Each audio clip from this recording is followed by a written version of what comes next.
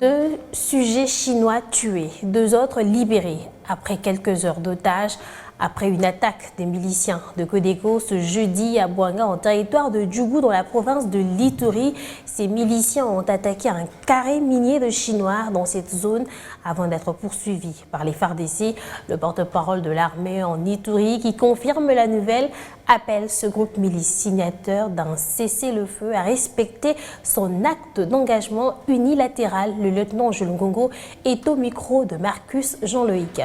Lors d'une contre-attaque des forces armées de la République démocratique du Congo sur la milice Codeco appelée Bon Temple, celle ici qui a attaqué un site minier tenu par le sujet chinois. Là, nous sommes dans la zone de Mungwalu. Les forces armées ont mené cette contre-attaque qui nous ont permis de libérer des sujets chinois qui étaient kidnappés par cette milice. Et aussi, les forces armées de la République démocratique du Congo ont capturé des éléments de cette milice. Et pour le moment, les deux Chinois libérés par les forces armées sont sous la haute protection des forces armées dans cette zone. Et nous disons aussi 3 travailleurs de ces Chinois ont été tués par cette milice lors de cette attaque. Pour le moment, la situation est maîtrisée par les forces armées et nous profitons, nous réitérons et nous insistons encore le message du gouverneur militaire à tous les groupes armés qui ont accepté la main tendue du président de la République pour passer au programme